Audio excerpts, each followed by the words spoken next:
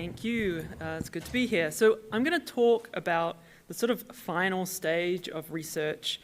You've done all this great work, but you actually need to tell people about it. So how do you communicate what you've done and your results? And I think a really powerful way to reach people is to personalize things. So there's this great, pretty classic example on the New York Times, this article called "The Best and Worst Places to Grow Up." And when I go there from home, the first thing I see, the first thing I read, the lead is about where I live. So it says Benton County is pretty bad for income mobility for children in poor families. And they've drawn me in by making this about something I care about, where I live. As another example, the Washington State Soil Health Initiative is responsible for the State of the Soils assessment. And this assessment relies on the participation of farmers. So they have to agree to have their soils sampled to build out this assessment. So the way they encourage that participation and the way they reward it is that every single one of the farmers that participates, and there's about 300, receives a completely custom report that's all about how their farm compares to other farms and farmers that have participated. And this particular, so let me go back a sec. So it's a really powerful way to connect to people, to give them something that's customized and personal. How do you do it is another question. This particular example was built with Quarto, and it was put together by a data scientist called J.D. Ryan at the Washington Department of Ag. So I'm going to sort of talk through an example of doing this with Quarto. And we're going to start with one notebook. And when I say notebook today, I really am specifically talking about a Jupyter notebook. So I have this Jupyter notebook, and it answers the question, was it hot last month in the town that I live in, Corvallis, Oregon? So that's sort of our one notebook. And there's some work going on in that notebook, right? I'm grabbing some data, I'm subsetting it, I'm taking a look at it, I'm crafting a little sentence that actually summarizes the answer to that question, and I'm creating a figure. We'll see that a little bit in a second. And what we're going to do is we're going to take that one notebook, and we're going to produce first sort of one report, like what does this look like in a highly polished fashion for my one city, for Corvallis. But we're going to not only just do one, we're going to do this for the top 50 cities in Oregon. So there'll be a report for Portland, and there'll be a report for Eugene. And we're going to do all of that with Quarto. So the first thing you might be wondering is, what's Quarto? So let's start there. I should introduce myself. My name's Charlotte Wickham. I work at Posit PBC. I'm a developer educator there. And Quarto is one of our open source projects. It is a command line tool. So when you get Quarto, once it's installed, you get access to Quarto on the command line. And one of those commands is called render. So you say Quarto render, and it is expecting some kind of computational notebook. In my example, it's going to be this Jupyter notebook, so corvallis.ipynb. If you run that, what Quarto returns is something called corvallis.html, and it's just an HTML version of this notebook. And everything that was in that notebook is here now in that HTML file. So there's that figure I alluded to. So you could think about Quarto as a tool to turn notebooks into HTML documents. But it's more than that. If you add an argument here to docx, it's now a tool to turn notebooks into Word documents. And you get out a Word document, it's got all those same components. What I'm actually going to focus on today is getting out PDF documents. So here I'm saying to typest, and that returns me a PDF that's going through typest. And typest is a modern alternative to LaTeX. And we are, I think there's a lot of good reasons to use it. Some of the best reasons to use it with Quarto is that Quarto bundles typest. So you don't need to install anything else. If you've got Quarto, you can immediately go to PDF without having to manage, for instance, a LaTeX distribution. The other great thing about typest is it's really fast. If you've ever sat there like watching LaTeX run and compile your document, typest is a much faster way to get PDFs. And I find it's much easier to work with. So there are customizations that I would create for a PDF with types that I would never consider even attempting in LaTeX. There are a lot of options that Quarto has for controlling how this notebook shows up as our document. And the way that you add them, if you're using a notebook, you put a raw cell at the top. Inside that raw cell, you have 3 dashes to open it, 3 dashes to close it. And between those dashes, Quarto is expecting options. One of those options, for example, could be the format. So I'm saying format types. That means now when I call Quarto render, I don't have to tell it I'm going to types. It's going to pick that up from that header, and out I get my PDF. Another really great option for this kind of work where you're taking something computational and trying to produce something quite polished is echo, and I'm going to set it to false, and that means like just don't show me any code in that output.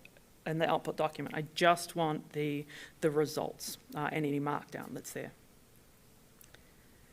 And then a final option to be aware of, particularly if you do work in Jupyter Notebooks, is by default, Quarto won't run the code in the cells. It's just going to take whatever outputs are already in that notebook and use them.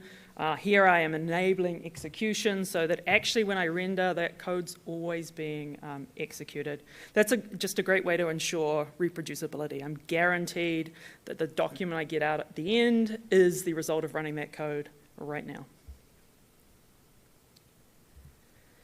The other thing you can do is set options at the code cell level. So what I was talking about just before was at the document level. You can also put options in code cells, and the way you do that is with a special comment. So you have a hash, the usual comment symbol followed by a pipe, and then you can put in options. And one of those options is called include.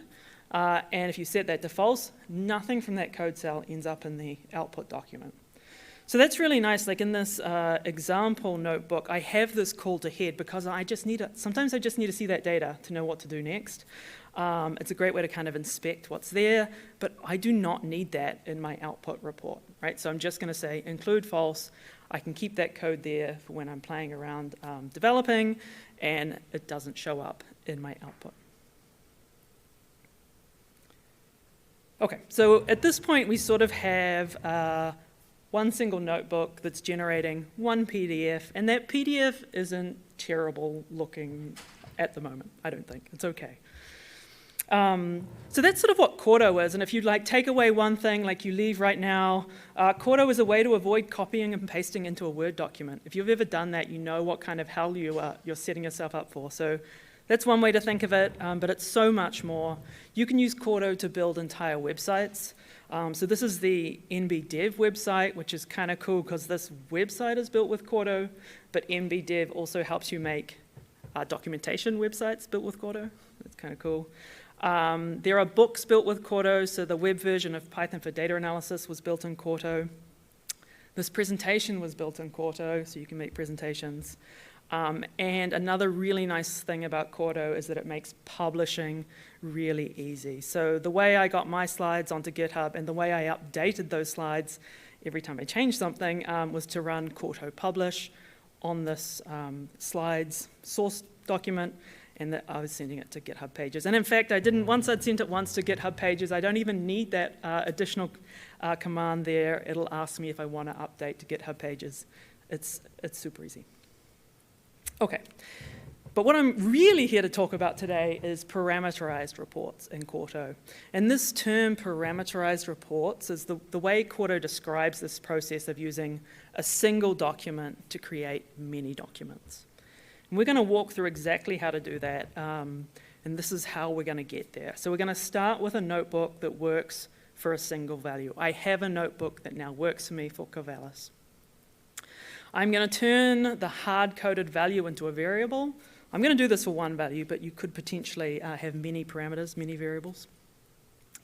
I'm going to make that variable parameter, and then I'm going to show you how you can render with different parameter values, and then we're going to automate that rendering so we can do this for all the parameter values that we're interested in. Okay, so if you dived into the code in that notebook, there are 3 places I currently use a hard-coded value for Corvallis. There is a level 1 markdown heading in a markdown cell. It says Corvallis. There's a line in a code cell that does a filtering to just the rows in my data where the city is Corvallis. And then when I'm creating my figure, I'm using plot 9, and I'm adding a title to the plot that says Corvallis, Oregon. So the first thing I'm going to do is I'm going to actually just rename this notebook so it's not so confusing. This is no longer a notebook just about Corvallis. So I'm going to call it climate.ipynb. And I'm going to add a code cell to it where I'm setting up this variable, right? There is going to be a city variable that controls which report we're producing. And then I just need to replace each of these examples with sort of a more generalized something. So for the level 1 heading, I'm replacing what was a markdown cell with a code cell that produces markdown. So this code cell is calling this markdown function. It's using an F string to kind of set up that level 1 heading. The filtering the subsettings, a super easy substitution. I'm just not doing it with a string. I'm just passing in the variable city. And then in that plot title, it's another case of using an F string just to plug in the string Corvallis. So at this point, like, if you're working through this with an example, it's a good idea to actually change that variable. Like, what happens if I set city to Portland? Everything should work, and my notebook should reflect the Portland values. This is just a variable at the moment, so we have to tell Quarto that this is actually a parameter. And the way Quarto does parameterized reports is it relies on another Python project called Papermill. Papermill does this for notebooks, so it creates, like if you want to turn one notebook into many notebooks, that's what it does. So Quarto just uses that tool, and the way to you set parameters there is you add a tag to the code cell where you're setting the variables that are parameters, and that tag is parameters.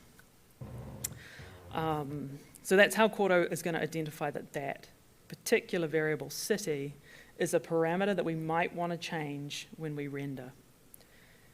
And once that's set up, we can now render with different values. So if we just run Quarto render on this climate.ipynb, we get back out our Corvallis report because we've got that sort of as our default value. City is Corvallis. If we want to render with different parameters, we can add this P option and now say, okay, let's city be Portland. And then out we get our Portland report. It's still going to come out to climate.pdf, which isn't ideal. There's another option called output-file that we could provide and say, actually, no, put that in portland.pdf so I don't get super confused. So to automate this, like if we need to do this for 50 cities, it's just a matter of like rerunning Quarto render 50 times, right? And that's something that is sort of up to you how you do, right? You probably have a favorite way of doing that. I'm going to show you one way. This is how I would do it. I would like to have some kind of object that has everything I want to do, all my cities. So I've got a cities. This is a polars data frame. I've got a column called city, and I've got a column for the output file name. And the reason I've got both there is that cities are annoying. Sometimes they have spaces in them. Sometimes they have dots in them. Like, I do not want them on my file name. So there's just a little processing I'm doing to take a city string and turn it into something that should be a nice file name. So that has about 50 rows in it. The way I'm going to iterate over it is just to do this with this iter_rows function. So basically, I'm just running down each row of that data frame. And I am using the Quarto package. There's a function in there called render. It literally is just running the Quarto render command line. It just happens to be a Python function. So each time I'm rendering it, I'm passing in that one notebook. I'm setting up the parameters based on the city column, and I'm specifying the output file based on that output file column. And that's that. So I would then run that script, sit back, and out come my 50 reports. So that gets us from one notebook to many reports. The bit that's perhaps missing from this picture compared to the picture I showed right at the start is that these reports aren't particularly pretty. they are utilitarian. They work, but they're not particularly pretty. So the other thing I want to talk a little bit about is making pretty reports. So the first thing you can do to make a report prettier is just to adjust things like colors and fonts. And the easiest way to do that with Quarto is to make use of another project called Brand YAML. And this is separate from Quarto, also built by Posit. And it's just a sort of a description of how you might write brand information in a file.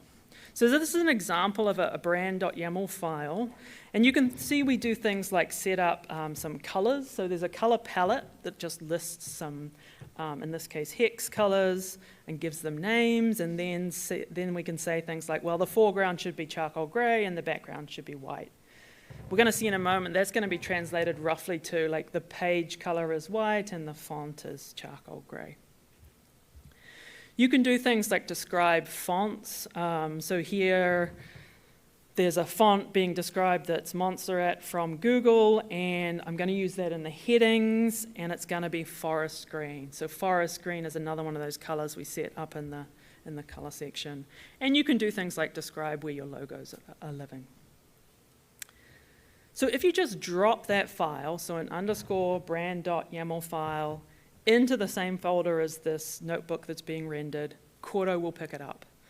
So it will automatically see it, and that's going to change everything in that output types PDF that was generated with markdown-like elements. So this will affect, in this case, the heading. Corvallis is now forest green. It's using that Montserrat font. The little summary statement is in that charcoal gray. The page is white, and the logo's on this page. There's a little bit more control you have over that logo for the types format, and that's something that you can do in that document header. So here I'm saying put the logo up in the right top, and it should be about 1 inch in size. The thing that Quarto can't do for you is change the colors in the things you're producing in your code cells.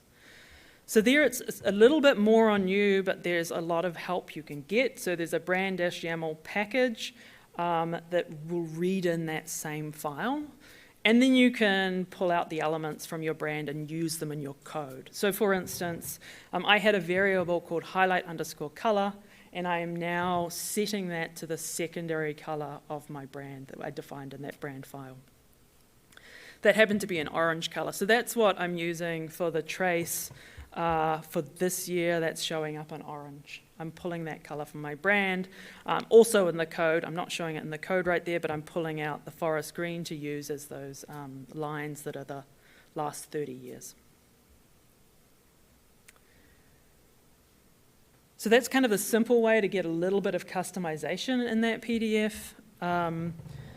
The way to get things looking really sharp is to dive into types. And in the interest of time, I'm not going to teach you everything about types. I'm really going to say, here's an example of the kinds of things you can do. So for instance, like now this report, the big change is there's this big green banner at the top. Corvallis is now white on that banner, and there's this little map showing you where Corvallis is in the state of Oregon. So that little map is being produced by code in my notebook. It's Python code to produce it, but it's types code that's saying put it up in the top right inside this big green banner. So types is super powerful for that kind of customization and so much more approachable than LaTeX. You can have a look at the source for this particular one in the repo, and there are a few bonus tips at the end of the slide deck about how to work with types combined with Quarto.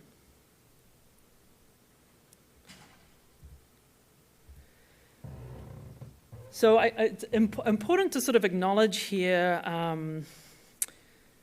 the accessibility of PDFs. So I think we should all be aiming for accessible PDFs. There is, in fact, legislation coming for some of us that will mandate accessible PDFs.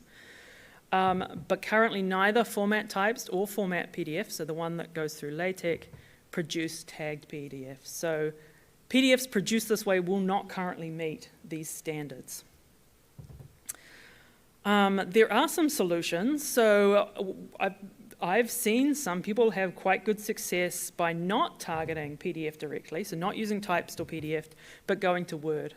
Word first, and then using Word's tools to output a PDF, and that generally creates PDFs that will meet these standards.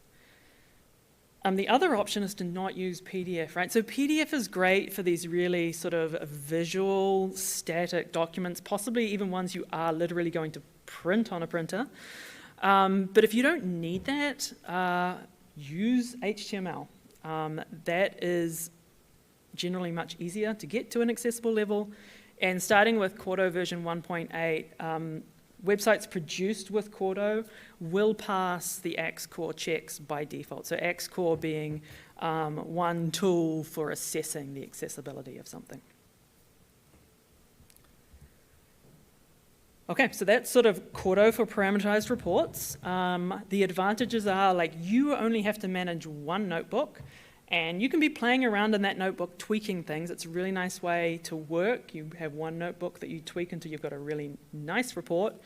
You can render to one or many formats. So I showed you rendering to PDFs, but you might use the same notebook to render to PDF and HTML.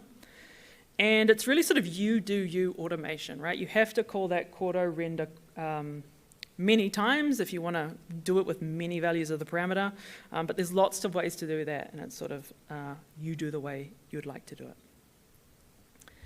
There are lots of other things that I kind of haven't been able to talk about, but are or work great with parameterized reporting. So tables work great. For instance, tables that come out of the Great Tables package work great with Quarto. They work great in these kind of reports. There's a thing called the include shortcode, and that is a way to include other, for example, markdown files in your notebook without, like, basically, if you don't want to have a ton of markdown in your notebook, you can use this just to pull in that markdown content from somewhere else.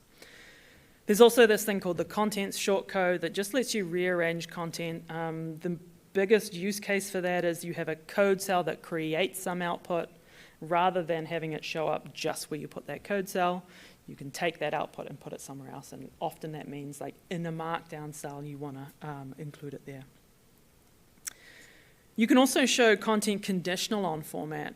So if you're doing, two versions of a report, one that goes to HTML and one that goes to PDF, you might want different things. So it might be that you want some kind of interactive plot in your HTML version, versus just a static plot in the PDF version. So there's a way to have those objects only show up in one format while still using that one notebook. And then everything I've shown you has been using a Jupyter notebook as the source document, but Quarto also has a plain text format that has an extension .qmd. It's a variant of Markdown.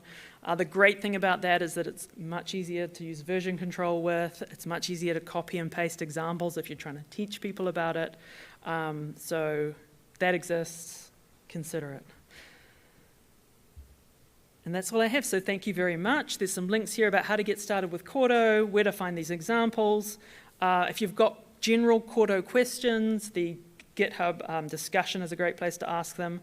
If you have anything here you want to ask me, feel free to email me. A big thanks again to JD Ryan for her inspiring example, and she gave a talk at PositConf a couple of years ago. That is a great way to see if you want to see how this looks in the R ecosystem. So thank you.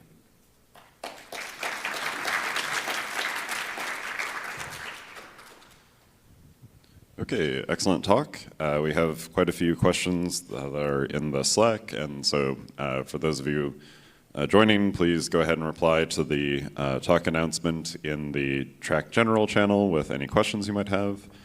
Going by emoji responses, we have a question from Ariana. So in this example, you show simple operations like filtering and axis labeling as your parameterization, but can you parameterize more complex operations like using an entirely different data set or running a model with maybe multiple different tuning parameters?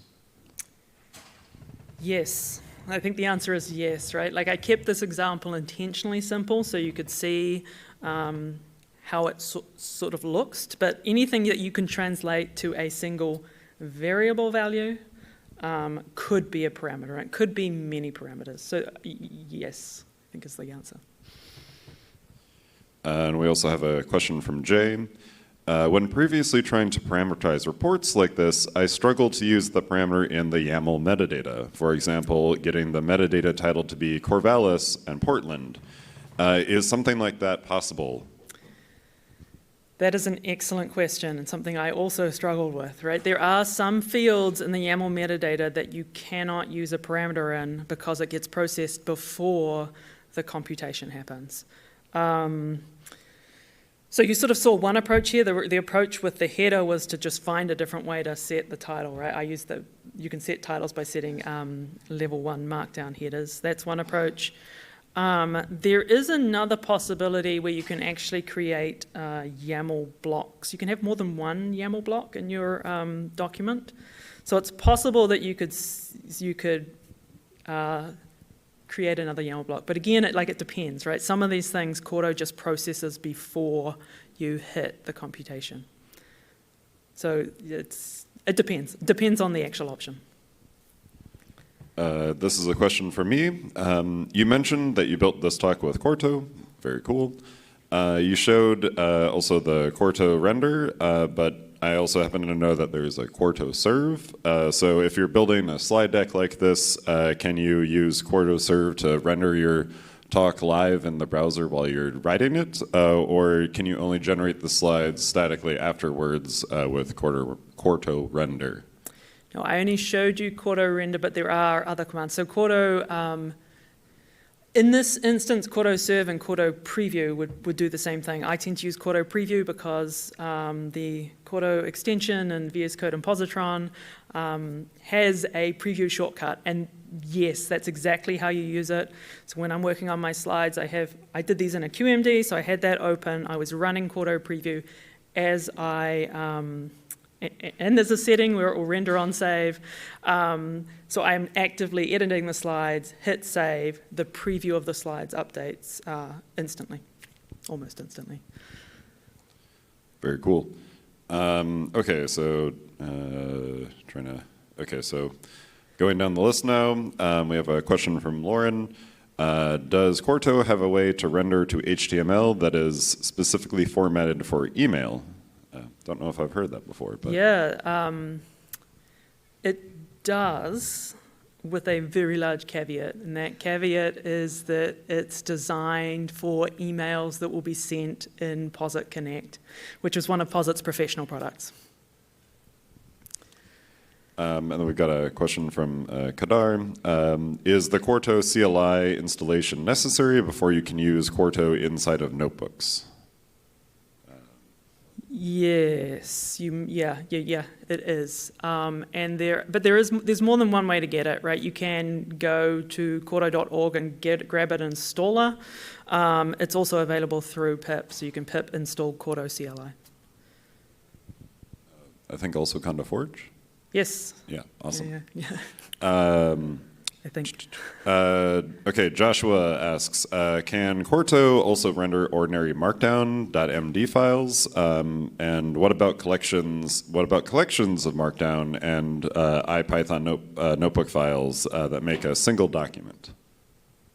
Was the last part into a single document?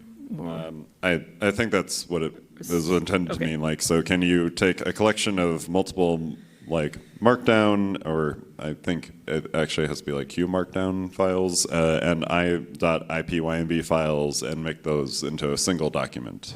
So taking multiple inputs. Yeah. So okay, let me answer those in parts. So you can definitely use Quarto to render a .md, like a plain markdown document, for sure. You can have a project that mixes markdown and Python notebooks, and Quarto will be happy with that. If you want to get them all into a single document, that's where things may get more complicated. You can certainly render them all into a single website where those documents are separate pages. It'll be a little bit more work to make them all into a single page. Okay, great. So there's still a few more questions, but unfortunately we are at time. So maybe you can jump in the Slack and answer those if you have any time. But let's thank Charlotte once again for a fantastic talk.